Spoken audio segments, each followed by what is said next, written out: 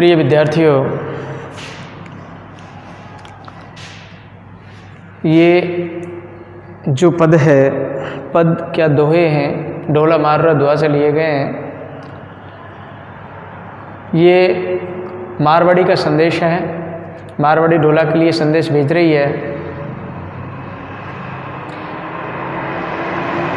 और ये जो ढोला मार रहा दुआ है, ये बीए पार्ट फर्स्ट ईयर की पुस्तक से लिया गया है। तो देखो, आज हम इन दोहों को समझाते हैं। इन दोहों में मारवाड़ी का संदेश ढोला के लिए कहा गया है। तो देखो, मारवाड़ी ढोला के लिए क्या संदेश देना चाहती है इन दोहों के माध्यम से। ढाणी एक संदेशणों ढोलई लग लई जाई। ढाणी एक संदेशणों ढोलई लग लई जाई। जोवन फट्टी तलावड़ी पाल न बंधु काई। जोवन फट्टी तलावड़ी पाल न बंधु, पाली न बंधु काई। तो देखो, इसमें कुछ कठिन शब्दार्थ हैं, तो उन कठिन शब्दार्थों को मैं बता देता हूँ। जोवन आपको पता ही है, जोवन, जोवन का अर्थ होता है यौवन।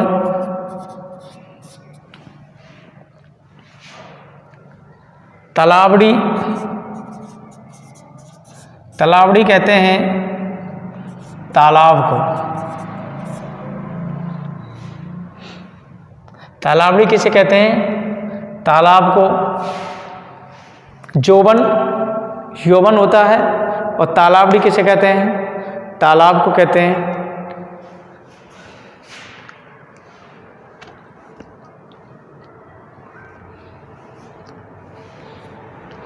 तो देखो, इसमें बस एक दो तीन, ज़्यादातर इतने ही कठिन शब्दार्थ आएंगे। इनको आप समझ लेना। जोवन कहते हैं यौवन, तलावड़ी माने तालाब। तो देखो, डाहणी एक संदेश रहू ढोलई लग लई जाई। जोवन फट तलावड़ी पालना बंधऊ काई। काई माने क्या? काई माने क्या? तो देखो, ये जो अवतरण है, ये ढोला मारुरा दुआ से उद्धृत या अवतरित किया गया है। इसमें ब्रह अग्नि से जलती हुई मारवाड़ी, ब्रह की अग्नि से जलती हुई मारवाड़ी ढाड़ियों के माध्यम से अपना संदेश प्रियतम ढोला के पास भेजती है। अपना संदेश प्रियतम ढोला के पास भेजती है। मारवाड़ी अपना संदेश भिजवाती हुई उस ढाणियों से कहती है, उस पथिक से कहती है कि हे ढाणी, हे पथिक, ढोला तक ये संदेश पहुंचा दो। ढोला तक ये संदेश पहुंचा दो कि यौवन रूपी तलैया फूट पड़ी है। जोवन फट तलावड़ी, जो यौवन रूपी तलैया है वो मेरी फूट पड़ी है। क्या तुम आकर इस स्थिति में उसकी पाल नहीं बांधोगे? पाल न बंधो काई। क्या तुम आकर के उस स्थिति में उसकी पाल नहीं बांधोगे? तो कवि का कहने का भाव यही है कि जो मारवाड़ी है, मारवाड़ी का जो यौवन है वो पूर्ण रूप से विकसित हो चुका है, और वह ढोला को अपने पास बुलाना चाहती है। पंथी एक संदेशना लग ढोलई पहुंचाई। ब्रह महादव जागियो अगिन बुझावई आई। पंथी एक संदेशणो लग ढोलई पहुंचाई। ब्रह महादव जागियो अग्नि बुझावई आई। तो देखो, इसमें महादव एक शब्द आया है। महादव शब्द आया है। उस महादव का अर्थ होता है जो प्रचंड दावानल होता है। प्रचंड दावानल को महादव का गया। महादव, महादव, प्रचंड दावानल।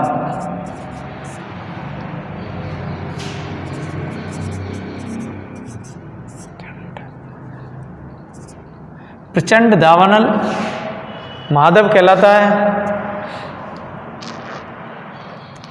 और जागियो माने जागना, जाग्यो, जागियो का मतलब क्या आता है? जागना।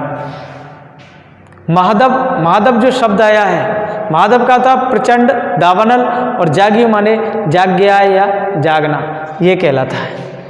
तो ये दो शब्द हैं इसके। हाँ, तो देखो पंथी एक संदेश नो लग ढोले पे चाय बिरह महादव जागियो अगन बुझाव हुआ है। मारवाड़ी उस ढोला से, मारवाड़ी उस पथिक से कहती है, उस ढाणियों के माध्यम से कहती है कि कहती है कि हे पथिक, हे ढाणी, एक संदेश ढोला के पास पहुंचा दो और कहो कि ब्रह रूपी दावाग्नि प्रज्वलित हो गई है। उसकी जो ब्रह रूपी दावाग्नि है वो प्रज्वलित हो गई है कि नायिका ब्रह में प्रज्वलित हो रही है, जल रही है ब्रह से। इसलिए तुम यहां आकर के इस अग्नि को बुझा दो, अर्थात शांत कर दो। किन मारवाड़ी कह रही है कि हे पथिक, तुम ढोला के पास जाकर के कहो कि उसकी ब्रह रूपी जो दावाग्नि है वो प्रज्वलित हो गई है, और तुम यहां आकर के इस अग्नि को बुझा दो, अर्थात शांत कर दो। तो इसमें मारवाड़ी ने ब्रह की अधिकता बताई है, जिसको कहते हैं अतिशयता। अतिशयता बहुत ज्यादा दिखाई गई है, इसमें अतिशयुक्ति की गई है ब्रह की। यहाँ उसकी उन्मादी स्थिति की मार्मिक व्यंजना भी की गई है, और वो नायिका है, वो उन्माद स्थिति, नायिका की उन्माद स्थिति भी दिखाई गई है। इसमें अनुप्रास रूपक अलंकारों का भी प्रयोग किया गया है। तो देखो अब लेते हैं अगला पद, अगला दोहा। पही भमंता जय मिलई, पही भमंता जय मिलई तऊ प्री आखे भाय। पही भमंता जय मिलई तऊ प्री आखे भाय, जोबन बंधन तोड़ई बंधन घातौ आय। पही भमंता जय मिलई तऊ प्री आखे भाय, जोबन बंधन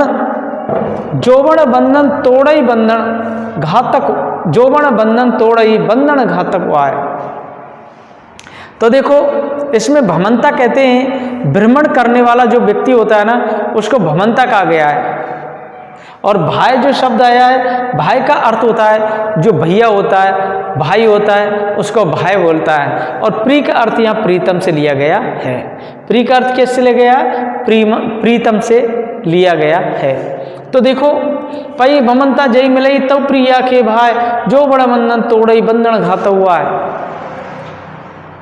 मारवाड़ी ये जो दोहा है आपको पता ही है, ढोला मारो दोहा से उद्धृत किया गया है, उद्धृत है। ये मारवाड़ी का संदेश कथन है। पथिक को वह संदेश देती हुई अपनी विरह व्यथा को सुना रही है, यह प्रकट कर रही है और कह रही है कि मारवाड़ी पथिक से कहती है कि हे पथिक, यदि तुम भ्रमण करते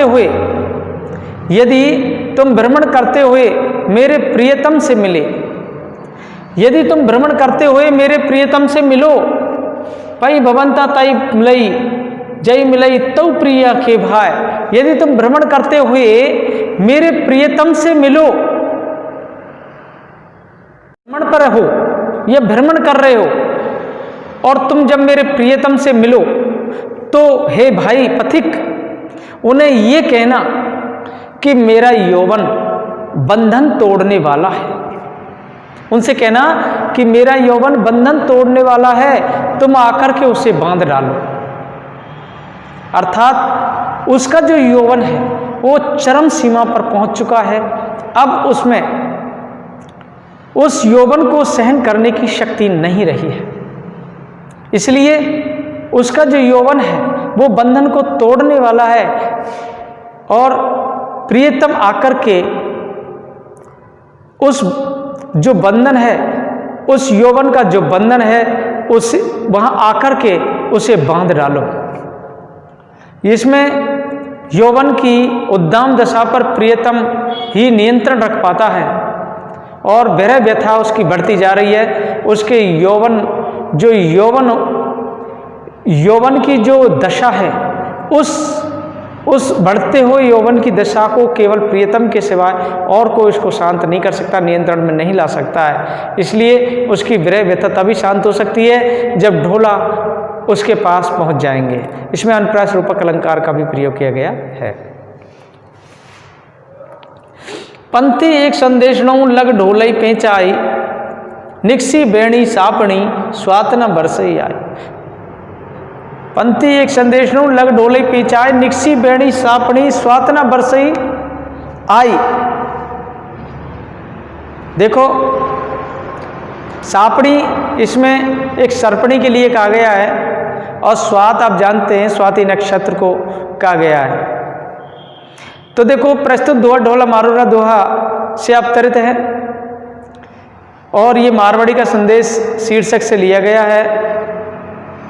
इसमें मारवाड़ी अपनी विरह से पूर्ण स्थिति का संदेश देती हुई कहती है, विरहपूर्ण स्थिति का संदेश देती हुई कहती है कि पंथी एक संदेश नु लग ढोले पेचा, निक्सी बेणी सापड़ी स्वात न बरसैया। मारवाड़ी पुण्य कहती है कि हे पथिक डोला के पास जाकर के ये संदेश कहना कि अब तो बेणी सर्पणी सी निकल आई है, उसकी जो बेणी है वो सर्पणी की तरह निकल आई है, इसलिए तुम आकर इसे स्वाति जल से तृप्त कर दो। तुम आकर के इसे स्वाति जल से तृप्त कर दो। जिस प्रकार के सर्प होता है, सर्पणी होती है, और जब स्वाति नक्षत्र में उसके मुंह में बूंद डलती है तभी वो शांत होती है, तभी उसकी पिपासा शांत होती है। तो देखो उसी प्रकार जो मारवाड़ी है, मारवाड़ी जब ढोला मारवाड़ी के पास मिलेंगे तभी जाकर के मारवाड़ी की जो पिपासा है वो शांत होगी। तो इसमें कवि ने उसकी मारवाड़ी की विरह वेदना को प्रकट किया है।